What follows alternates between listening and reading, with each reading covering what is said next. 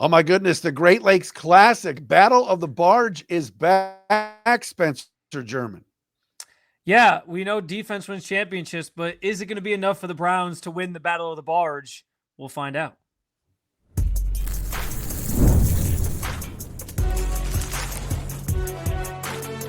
You are Locked On NFL Crossover, part of the Locked On Podcast Network. Your team every day.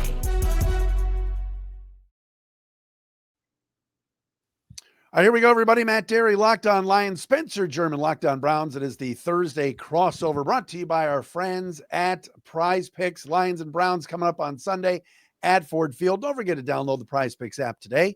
Use the code LOCKEDONNFL. You get $50 in lineups after you play your first $5 lineup. 1 o'clock Sunday, Ford Field for Detroit and Cleveland. The Browns, many people expected to be 0-3 coming into this game, yet they shocked the world with a win over the Green Bay Packers.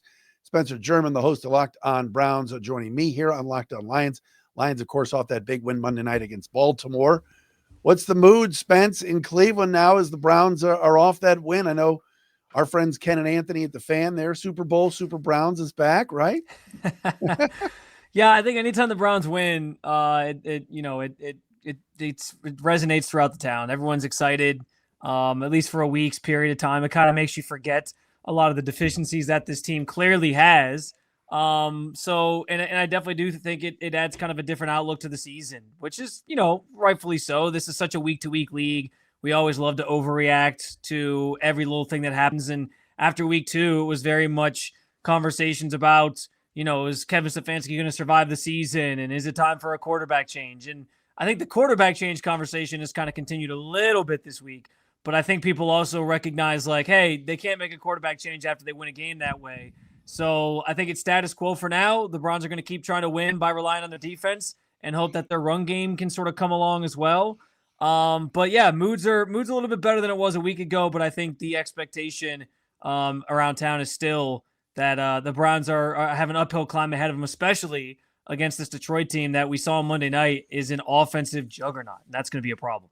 Yeah, no question about it. And I think that the Lions offense versus the Browns defense is certainly a key matchup we'll get to, and it's fun to talk about. But you're right. I mean, Detroit feels like, it's been a bit of a roller coaster ride in this town.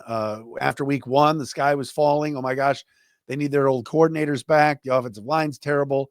Then they beat the Bears in week 2, and it's like, all right, Lions and Bears, Chicago's really bad. So yes, Detroit put up a 50 burger, but got to show us something Monday night. And boy, did they, like you said, just an impressive performance by this Lions offense, just absolutely grounding and pounding on Baltimore with that run game. And really, it was like the old Lions from the last couple of years in terms of Montgomery and Gibbs, the O-line being dominant, the D-line, something nobody expected, getting 7 sacks on Lamar Jackson. So mood here is good.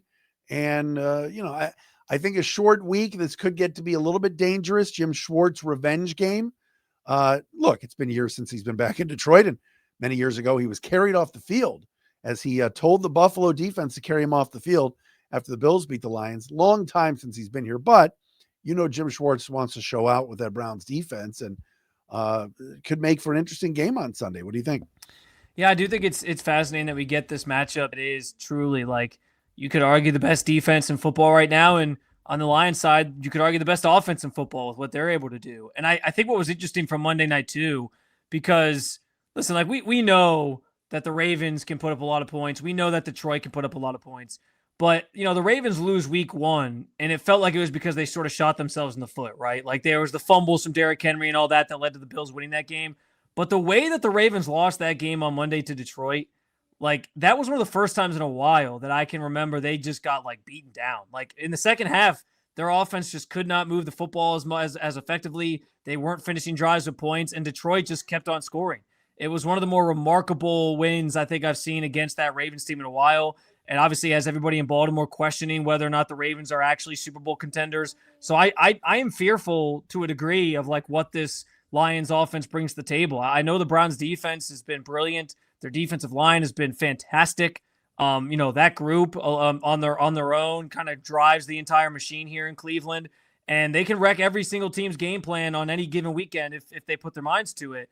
But I just think Detroit has so much that they throw at you. And it's different from last week, right? Like Green Bay is good. Their defense is really good. Their offense is good, but they don't have the weapons Detroit has. You know, they don't have Amon-Ra St. Brown, and they don't have two running backs that are, I think, two of the best running backs, certainly the best tandem of running backs in football, I would say. They don't have, Jamison Williams. They don't have, I guess their closest thing they do have that replicates what the Lions have is Tucker Kraft as a tight end versus Sam Laporta. Sure. But I just think it's death by 1,000 cuts with this Lions offense. And I think that kind of is going to be the interesting story here is like, can this Browns defense do this again against what again is, I think, arguably the best offense in football? Storylines for this game. Let's get into it. I'll give you a mini one with Detroit. And I think this is definitely interesting and kind of something to keep an eye on during the week. And that is number 6 for the Lions in the blue uniform this week, Terrion Arnold, a first-round pick 2 years ago, struggled a little bit at the start of last season, got better as the year went on, and I thought was ready to have a breakout year this year. Calvin Shepard, Lions defensive coordinator, said the same thing a few weeks ago on a different pod, talking to Glover Quinn and Trevor Thompson about, hey, look out for Terrion Arnold. First 3 weeks, he's been brutal. And if the Browns were to look up and go, all right, what can we do against this Detroit defense? 7 sacks. Linebackers have been unreal. Safeties are the best in football. DJ Reed on one side at corner is really good. Watch for Amik Robertson, who plays a lot anyway, but maybe to play a little outside corner, and maybe Terrion Arnold is on the sidelines. That's a minor kind of storyline for this game. Can the Browns, are they even capable of picking on another team's corner just with their anemic passing game? I think that is the one of the biggest storylines for the Browns going into this game is the idea that you're going up against this juggernaut offense. You're going to have to score more points than you have in any of these games to this point. I mean, they have yet to crack 20 points this season. I think the last time they cracked 20 points in a game was like week 12 of last year. So it's been a while. And against this Lions team, like 13, 14, 17 points just isn't going to cut it. You're going to have to find a way to move the football. That's still the biggest question that this team has. And so, yes, that's a massive storyline. Like, this is your biggest test of an offense you're going against. Can you sort of keep pace with them and actually, give yourself a shot? We'll have to see. But I think off of that, the other big storyline for this team, aside from all the defensive stuff that we already highlighted, and it's on the offensive side of the ball, is like, what does game number 3 for Quinshon Judkins look like? Because it's been sort of this slow build. His first game he played in, it was only 20 snaps. He carried the ball 10 times, had a good game. He had 61 yards. And then last week he was brilliant. And I was looking this up earlier. I talked about this on my Wednesday show.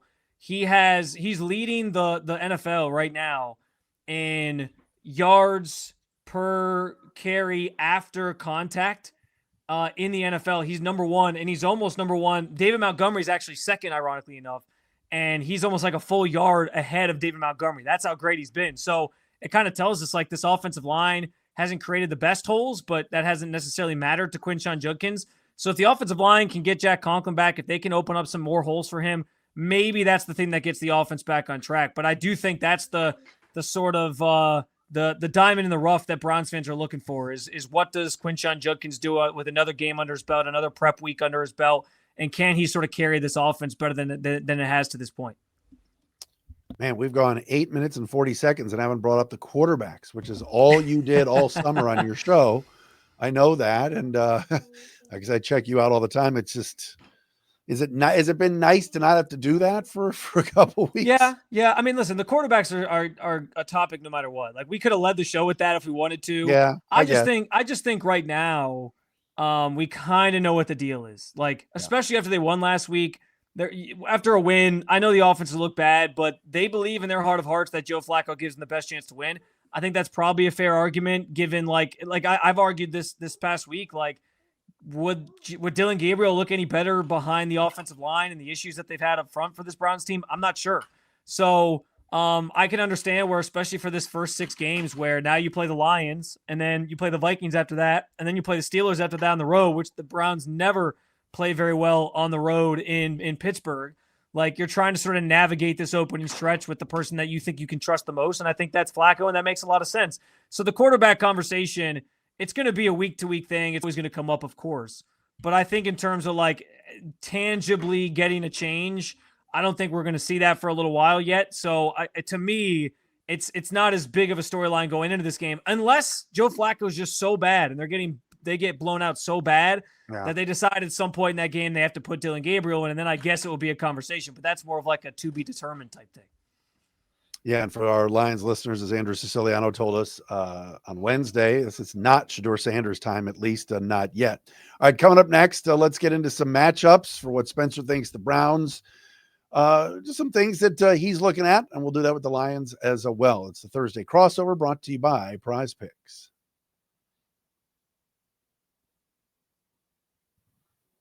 And Locked On Lions, Locked On Browns, brought to you by our friends at FanDuel. NFL season is underway. FanDuel, making sure you're ready for kickoff with a can't-miss offer. Right now, new customers can bet just $5, and if your bet wins, you'll get $300 in bonus bets to use all across the app. You love FanDuel? Why?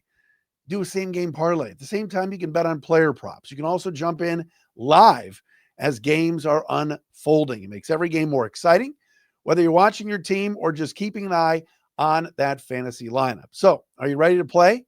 It's simple. You download the FanDuel app now by visiting FanDuel.com to get started. So many things in this Browns-Lions game you can get in on the action on. Do so at FanDuel. That's FanDuel.com to place your first $5 bet. And we're also brought to you today by our friends at Wayfair. When you think game day, you might not think Wayfair, but you should, because Wayfair is the best kept secret for incredible and affordable game day finds. Wayfair has everything you need to get your space ready for the season, whether you're tailgating outdoors or cheering from your living room. What do you love most about Wayfair? It's simple. What I love is the selection. If there's stuff for your man cave that you need, you can get it at Wayfair. They got unique finds and options for every budget, so you can show off your team spirit without overspending. Plus, delivery is free, fast, and hassle-free, which is a lifesaver when you need something in time for kickoff. Wayfair is your trusted destination for all things game day, from coolers and grills to recliners and slow cookers. Shop, save, and score today at wayfair.com. That's WAYFAIR.com. Wayfair, every style, every home.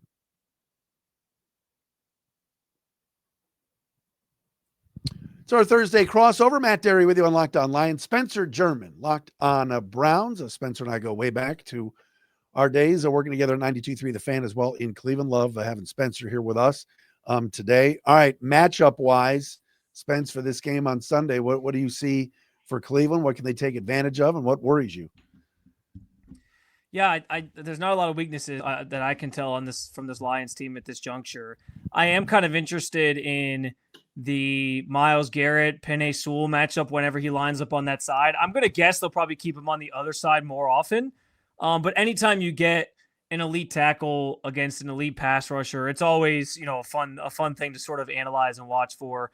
I think on the flip side of that, like, we know Aidan Hutchinson can absolutely wreck a game for the Lions. And my big question, there's a lot of questions on offense, but like as I brought up in the first segment, the offensive line needs to be able to get some push in the run game. They need to protect Joe Flacco better. That's been a problem for them so far this year.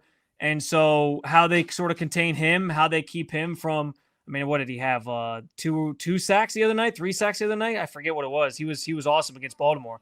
Hutchinson had one. Muhammad, Al-Qadim Muhammad at 2.5. I think that's what it was. Yeah, I was going to say, I remember Hutchinson making a bunch of plays in the backfield. It must have just been the one sack. But certainly he is maybe not quite Myles Garrett status, but he's up there in terms of one of the better pass rushers in this league, and a guy that you have to game plan for and that you have to certainly be aware of. So I think a lot of the Browns' success or lack thereof is going to depend on how that offensive line holds up in pass protection, how they hold up in run protection, and trying to get some push for Quinshon Judkins, and if Quinshon can sort of take advantage of the opportunities that are given to him, because he's been great so far. And if he can keep building on it, I think that's how the Browns offense maybe kicks it into another gear. But I do think it's a big if as well, because this Lions defense, last year they were so banged up, it was hard to really judge them. But they're all back healthy now, and it's a really, really good defensive unit from top to bottom for the most part. So given all the deficiencies that the Browns have on offense, I think it's going to be a challenge for them. But what about you? I'm sure some of your key matchups certainly center around trying to mess things up on the offensive side of things for the Browns, but on defense, I'm sure there's a lot less that it's going to be harder to find some of those areas that the Lions can exploit. Well, I think two things come to mind in this game. Number one, the crowd noise at Ford Field, and Joe Flacco, just let's being honest, is a statue. So Yeah. if it's loud and if they're backed up deep and maybe a Jack Fox punt or a good kick coverage and a penalty, and you got the Browns 1st and 10 from their own 10, 15-yard line, that crowd really gets into it, and they get amped up, especially when they're, like I said, there's a sitting duck quarterback. If you recall last year, week 18 against Sam Darnold, he was rattled. Couldn't run to begin with because that's not who he is, but he really got rattled in that game because of the noise and because of the pressure that Aaron Glenn's defense put on. Now Kelvin Shepard's doing a lot of the same things. I wouldn't say the Lions blitzed a ton the other night against Baltimore. It was just staying in their lanes and doing a good job. So I think that is a key matchup. It's almost like Flacco and how that offense communicates against that crowd and that defense. Number two, in watching that game on Sunday from the lakefront, I got to tell you, Mason Graham is playing great. And that's a kid that everybody around here knows from Michigan, highly sought after by the Browns in the draft. And boy, did he wreck that game against the Packers. Pretty good offensive line. Lions interior O-line the last 2 games, Spencer's been great. I mean, they've held up. And week 1 was a disaster in Green Bay for that Glasgow, Mahogany, Ratledge trio in the middle of that offensive line. Now, you got to keep an eye on Myles Garrett. Then you got Graham on the inside. All those guys on the Browns front have played well. I mean, there's Aidan Hutchinson and there's Aidan Huntington. That kid's look good, right? So yeah, Lions O-line and Browns D-line's a great matchup to watch. Not just Garrett and Sewell, but I think the whole shooting match here, don't you think? Yeah, I mean, listen, if the Browns are going to have a chance to win this game, and if they're going to have a chance to do to Detroit what they did to Green Bay, it starts with that group, right? And Myles, it's crazy because like Myles is so good, you have to almost account for him with 2 guys at all times, and so that's allowed guys like I thought Malik Collins was honestly one of the more underrated signings just in general this offseason, not even by the Browns, just like across the NFL. I mean, that guy was top 10 in pass rush win rate for San Francisco the year prior. Like, he was really good, and he was in this attacking style defense. You had Mason Graham into the mix, as you mentioned. Isaiah McGuire and Alex Wright have both been really, really good. Opposite of Myles Garrett as well, sort of rotating at that other defensive end spot. Like, there's a lot to like with this group, but it's going to be up to them to get pressure on Jared Goff, who hasn't faced a lot of pressure so far this season.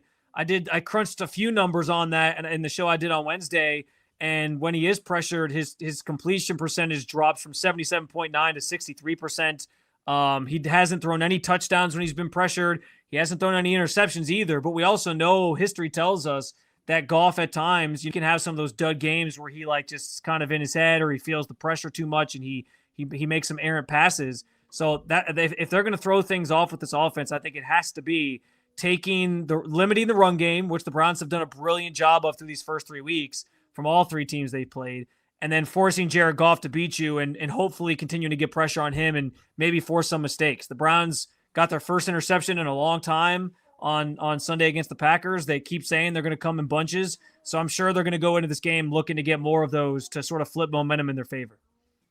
It's interesting. Grant Delpit's a really good player. We talk all the time about the Lions safeties. Joseph, Kirby Joseph and Brian Branch are both top 5, in my opinion, probably the best tandem in the league. But man, Delpit, I got a game ball the other day from Kevin Stefanski in the locker room after that game. And he's starting to come on, isn't he? Yeah. Delpit's been great this year. I think every year he's gotten a little bit better. He's generally a better player in run support. Like the coverage stuff isn't his strength necessarily. But I think you saw on Sunday when he made that pick, like the way that Jim Schwartz was able to disguise some things is kind of the key here. And I think that's going to be pivotal in this game as well, as kind of the X's and O's. You talk about Jim Schwartz maybe wanting to exact a little bit of revenge on Detroit for how things kind of ended there for him. I think mixing and matching things, disguising coverages, like they confused Jordan Love very well on that interception he threw at the end of that game that set up the eventual touchdown that tied it, and then the end sequence that we all saw. So like how he utilizes those guys in the secondary, I will say that's one area of weakness for the Browns though right now, is like that nickel spot has been an issue. You know what you're getting in Denzel Ward. Greg Newsome has held his own as an outside corner so far this year, and you feel pretty good about Grant Delpit and even Ronnie Hickman to a degree, but that nickel cornerback spot has been something that teams can exploit. I'm curious to see if that's something that the Lions take advantage of and try to target as well with all the weapons that they obviously have across the field. Yeah, when they know that there's a nickel over there that and maybe an inside corner that just isn't getting it done, they put St. Brown up. They'll Yeah. put him in motion and put him up against that guy and figure out a way, whether it's crossers or whatever, and get St. Brown free. That could be a long day for the Browns. All right, when we come back, let's figure out what the Browns need to do, what the Lions need to do to win, and get some predictions here as well on this Thursday crossover.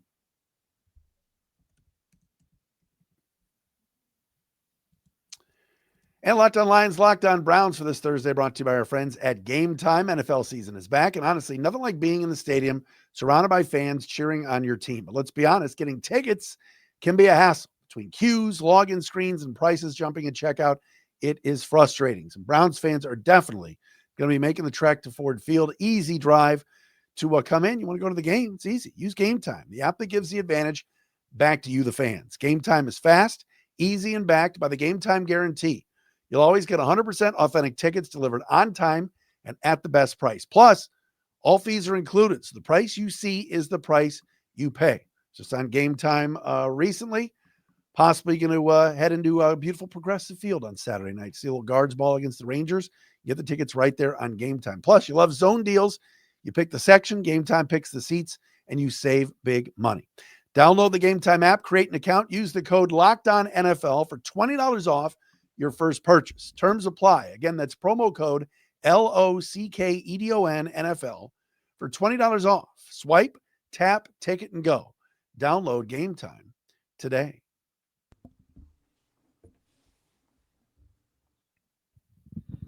Matt Dery and Spencer German with you. Locked On Lions, Locked On Browns. A little Sunday, 1:00 kick at Ford Field. Boy, a lot of Detroit and Cleveland this week, huh, Spencer? This is no kidding. Crazy how the schedule maker works sometimes. Yeah, I mean it's been fun to follow the Tigers and Guardians, just like all the craziness going on with those two teams, with the choke job by Detroit, the win streak for Cleveland. I'm curious to see, like, I was kind of thinking about this honestly earlier, like the idea that maybe the Browns have to be sacrificed on Sunday and the Lions get a win so that the Guardians can win the division or something like that. So we'll see if that happens or not. Yeah. But the sports gods work in mysterious ways, I guess. They do. It's wild. All right, Spencer, when you look at it, how do the Browns somehow pull this off? What would they need to do to win? Yeah, I mean, it's funny. Like, I think you saw the blueprint to a T like last week. Really, it has to be that the defense finds a way, somehow, some way, to limit the damage from this Lions offense, keep the Browns within striking distance, and then hope that at some point they can sort of turn that corner, turn it on, and make the plays necessary to win the game. It's not the most reliable winning strategy, but it's based off how the Browns are built right now. It's kind of the way they have to do. They have to play these games and hope that they kind of work out, because they just don't have the firepower on offense to hang with a team like the Lions, or clearly hang with most teams in this league, because it's taken them pretty much limiting the damage from all the teams they played to this point to even have a chance to win these games. So, the one thing you can say is, to this point, the defense has done a pretty good job of setting up the offense to win. Even in that Ravens game, it was a close game. It was within like 2 scores up until like late in the third quarter. So they certainly have the ability to do it, but I just have my doubts about whether or not the offense can actually get it going enough to hang with this Lions team.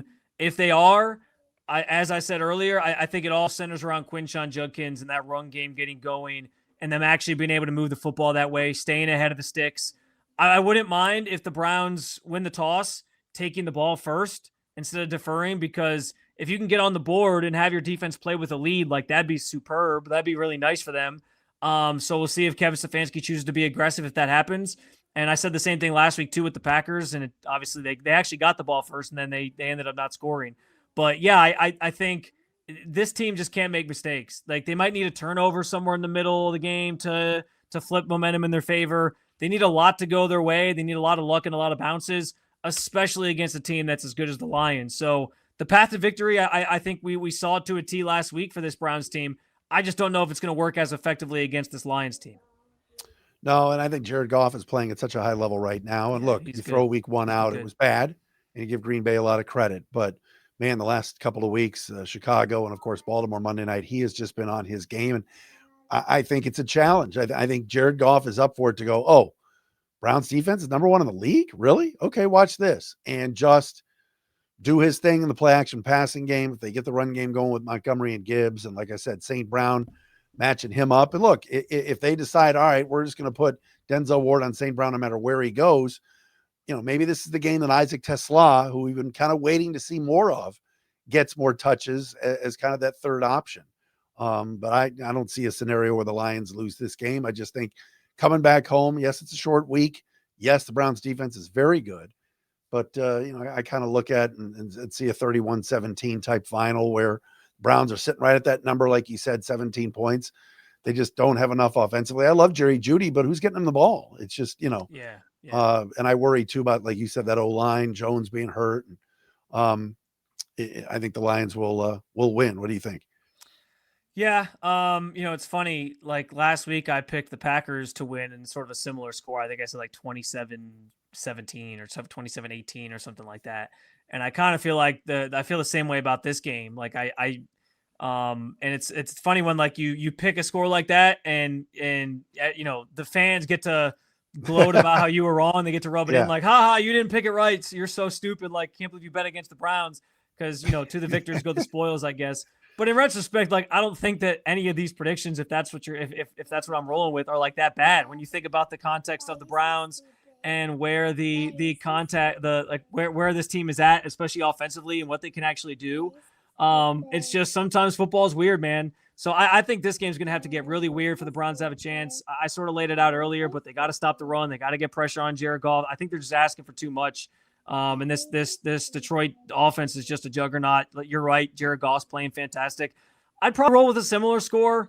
I honestly, I think, what'd you say? 31-17? Yeah, something like that. Yeah. I think something in that range is probably where I'm at. Like I could see them getting to 30 in this game. I think like the Baltimore game, it could be one of those situations where maybe going into the fourth quarter, it's like 20-10 or 20-13 or something. And the Browns are sort of hanging in there.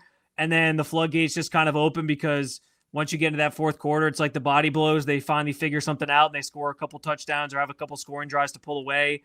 But I do think that the Lions win by double digits, sort of running away late in this game. I just think they're as good as the Browns defense has been. I think it's too much of an offensive onslaught to overcome in this one. Great stuff, Spencer. Always a pleasure to see and hang with you, my man, and enjoy the game Sunday. Should be a good one. We'll see what happens, and I'm sure the Ford Field is going to be loud in there, especially if Detroit blows this lead in baseball. They're going to want something to get excited about across the street. My God. Long way to go, as we say. But Spencer German, check out his show, Locked On Browns. Of course, wherever you get your podcast, he'll have a Friday show tomorrow, as will I, Matt Dery. Locked On Lions, Locked On Browns. It has been the Thursday crossover brought to you by Prize Picks.